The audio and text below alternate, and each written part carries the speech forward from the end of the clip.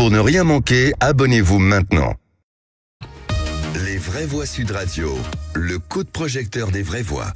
Et sommes-nous les champions du monde du pessimisme? D'après un sondage IFOP fiducial pour Sud Radio, réalisé en août, 74% des Français se disent pessimistes face à l'avenir. La France, qui reste un des pays les plus prospères au monde, est le plus pessimiste, visiblement, Philippe. Oui, et même plus que des pays en guerre comme le Niger, l'Irak, ou des pays où il y a beaucoup de pauvreté comme le Bangladesh. Avalez le gâteau, Philippe. Ah, alors, non, mais j'ai avalé, mais c'est... Il y a encore un fond de la gorge. T'as encore un petit bout là. Alors, est-ce que pour vous, les Français sont des enfants gâtés qui ne sont pas conscients de leur bonheur? Ou est-ce qu'ils ont vraiment raison d'être aussi pessimistes avec les émeutes, avec l'inflation, avec le système de santé, avec l'éducation?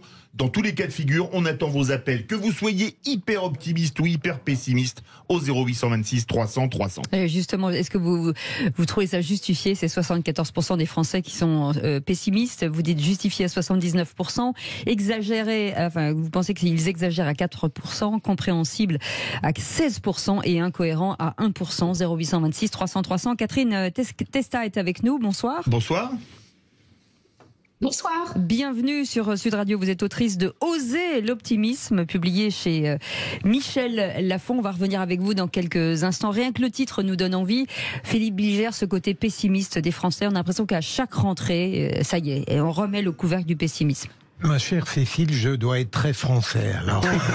Et sûrement, d'abord, j'indiquais tout à l'heure que dans ma vie personnelle, enfin, j'espère être optimiste. Je veux dire, dès l'instant où on a la possibilité d'une action, à titre personnel, on ne peut pas être pessimiste. En revanche, je comprends les Français, quel que soit leur âge, qui considèrent que le sort de leur pays leur inspire de l'inquiétude, parce que si on veut regarder le temps long, on ne peut pas soutenir tout de même que ce qui structurait de manière remarquable la France il y a des années sur le plan institutionnel, des services publics, de la qualité de vie, du vivre ensemble, de la sociabilité, se soit amélioré. Et je doute, et malgré mon tempérament réactionnaire, que en réalité on puisse revenir là-dessus, ou alors il faudrait un pouvoir politique d'un infini courage, et ça on a le droit de rêver, mais tout de même pas au point de devenir un imbécile. Moi, je pense que l'un des problèmes justement, c'est que la France est obsédée par la politique. Tout est politique, tout est politisé, etc. Moi, depuis que je suis môme, je ne vois que ça, je ne ressens que ça.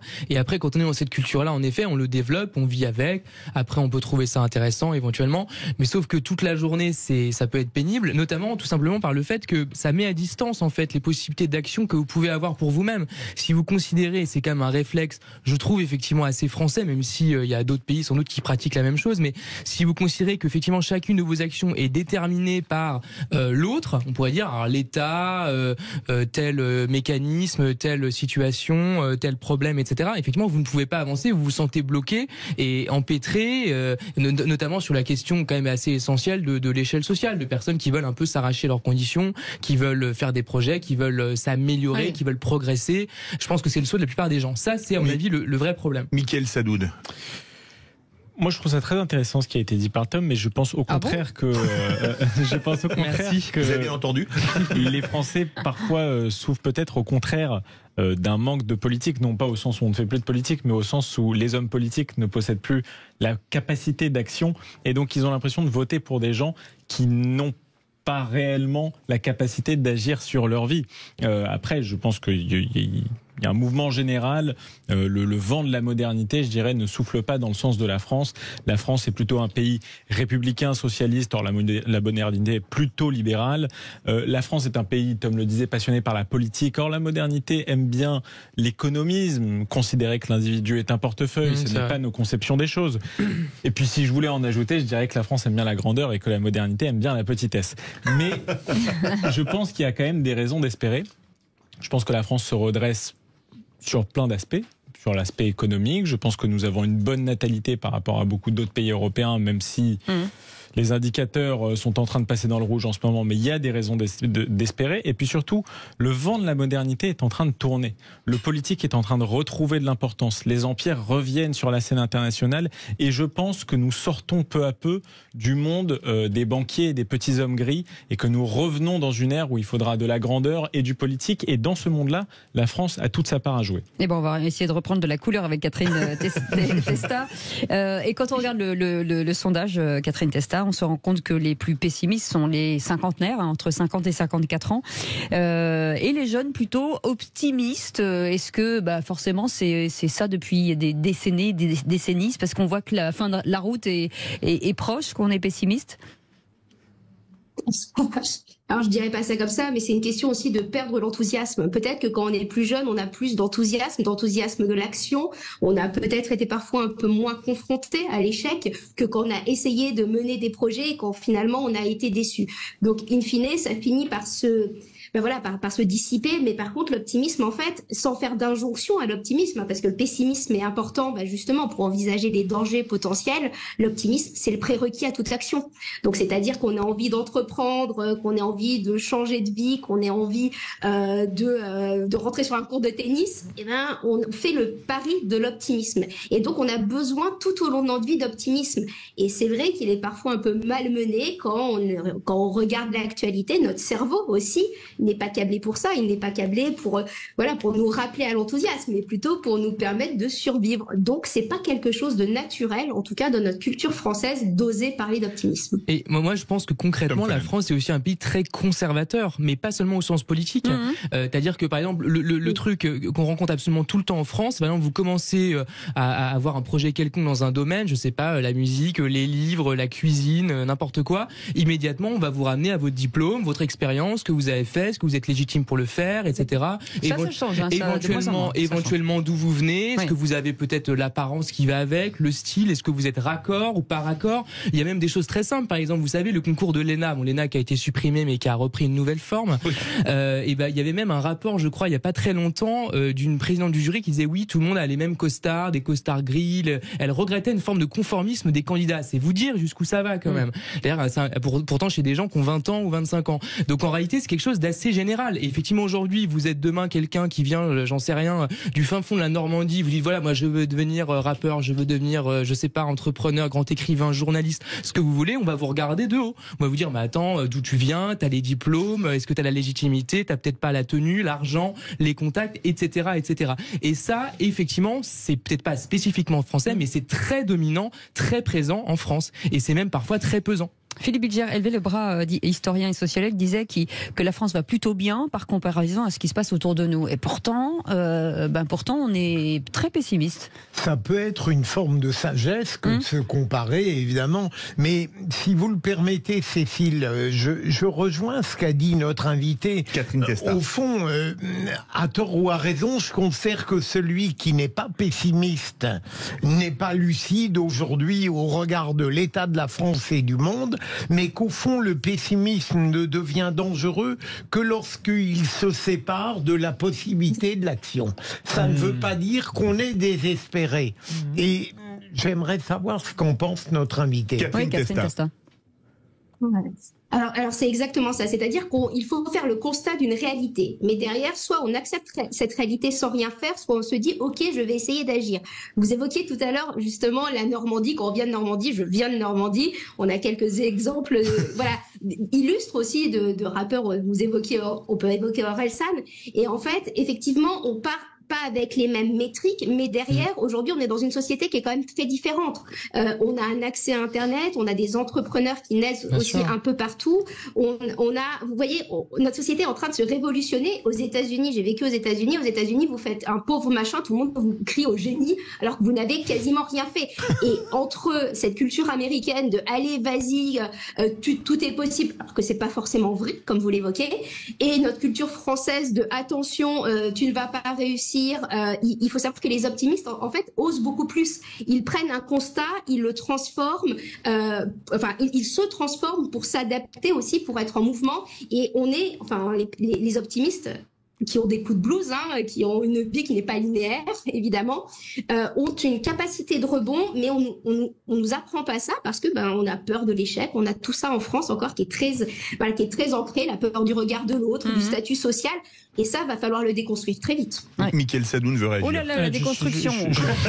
Bon, alors pour la déconstruction, c'est non, mais par contre, pour ce qui est du constat des États-Unis, je suis tout à fait d'accord. Moi, je suis pas un grand fan des États-Unis d'Amérique, mais s'ils ont bien une qualité, c'est l'optimisme, la positivité, le sens de l'action. Vous savez, c'est un peu, on parlait de Gump, le chien tout à l'heure, mais en fait, la métaphore des États-Unis, c'est un peu Forrest Gump. L'échec est une chance. Même dans la simplicité, on avance, et puis ça s'éclaircira dans la vallée. Moi, je trouve que c'est peut-être une pensée qui est pas mal.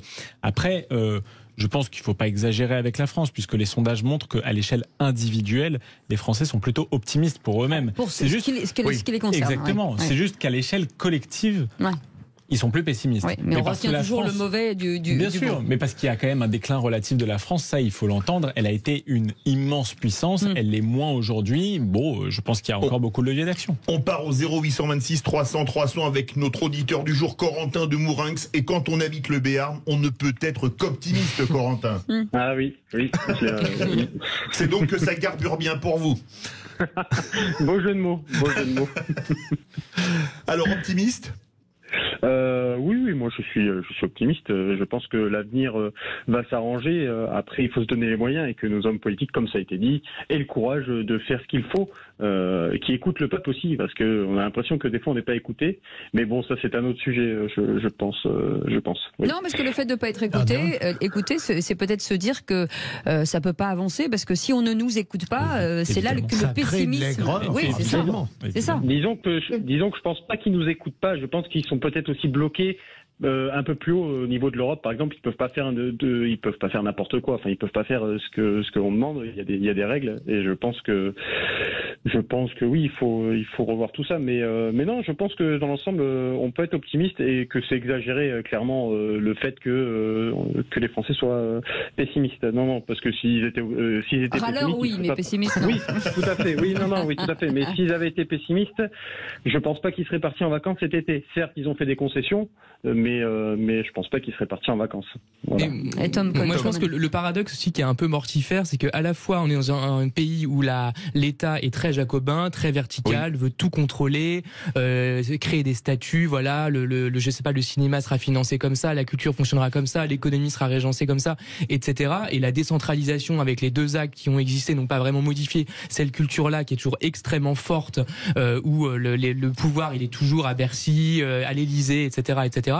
Donc il y a ça d'un côté, et dans le même temps, en effet, comme disait un peu Mickaël aussi tout à l'heure, il y a une forme d'impuissance parce que on est un État en effet qui est en concurrence avec des régions beaucoup plus importantes en taille et en influence, et donc il y a une sorte de paradoxe. On veut tout contrôler, on pourrait dire comme dans l'époque de l'ancien régime, ou même disons dans les années 80 où la France était encore beaucoup plus puissante qu'aujourd'hui, et en même temps on n'a pas les moyens de le faire. Catherine Testa, est-ce que finalement on est plus pessimiste en urbain, périurbain qu'en ruralité ? Est-ce que la géographie... Alors ça, c'est pas forcément démontré, ça va parfois dépendre des sondages, on va pas... Voilà. Ceci étant dit, il y a un sujet qui n'a pas été évoqué, c'est probablement la notion de confiance. Oui. C'est-à-dire, est-ce qu'on a confiance à la fois dans notre État, dans nos politiques aussi, pour savoir s'adapter, et aussi quelle quantité d'informations on va ingurgiter. C'est-à-dire qu'il y a des informations qui sont vertueuses dans la mesure où on se dit on va pouvoir un impact, et il y a celles où on a un sentiment total d'impuissance, et c'est là que notre optimisme s'effrite, parce qu'on a peur de ne pas être capable d'être acteur, et donc on se sent démuni, et finalement il y a une grande corrélation aussi entre pessimisme et se sentir démuni, qu'il faut pas obstruer. Et puis ça dépend aussi de nos métiers, qu'est-ce qu'on fait sur le terrain et autres. C'est pas seulement, il y a deux niveaux d'optimisme. Philippe Bilger, vous voulez réagir ? À votre avis, est-ce que l'une des raisons du pessimisme, ça n'est pas vous l'évoquez, je crois, la défiance à l'égard du politique ? Alors, ça serait réducteur peut-être de ne rapporter ça que à cette thématique-là, mais ça en fait partie, effectivement. Voilà, mais ça en fait partie, mais il y a aussi quelles sont nos attentes. Tout à l'heure, vous évoquiez le fait que des pays en guerre semblent plus optimistes que nous. C'est aussi quel est le niveau d'attente qu'on va pouvoir espérer. Donc finalement, on peut se dire qu'être pessimiste, c'est aussi vertueux. Ça veut dire qu'on attend quelque chose, mais l'enjeu, c'est de ne pas rester inactif en soi. C'est facile aussi en permanence, voilà, de se dire, alors, je ne peux rien faire, je me sens démunie. Ok, et qu'est-ce que je peux faire juste à mon échelle avec mon système familial. Vous voyez, aussi de se réapproprier ça. Qu'est-ce que je peux faire dans ma ville? Qu'est-ce que je peux faire, voilà, dans mon environnement proche. Moi, je pense que si tu as un point qui est difficile aussi, c'est qu'il y a aussi un manque d'une forme de spiritualité. Michael même l'a évoqué tout à l'heure, je crois. Et quand on dit spiritualité, il ne faut pas penser religion forcément. On peut avoir des formes de spiritualité parfaitement immanentes, horizontales, si j'ose dire. Et ça, c'est quelque chose qui peut donner justement cette espèce de foi dans un sens laïque. La spiritualité et du politique. Je redis aux gens, votez, engagez-vous, agissez. Chacun peut, à son échelle, créer du changement, que ce soit à l'échelle du pays, dans l'échelle de votre commune, dans votre famille, autour de chez vous. S'engager, c'est important. Ayez foi en la maison Sud Radio. Merci beaucoup. La grande prêtresse s'est exprimée. Merci d'avoir été avec nous et profitez-en pour ce livre chez Albin Michel, chez Michel Lafon, pardon. Décidément, osez l'optimisme. J'adore ce truc. Merci beaucoup. Merci d'avoir été avec nous dans un instant.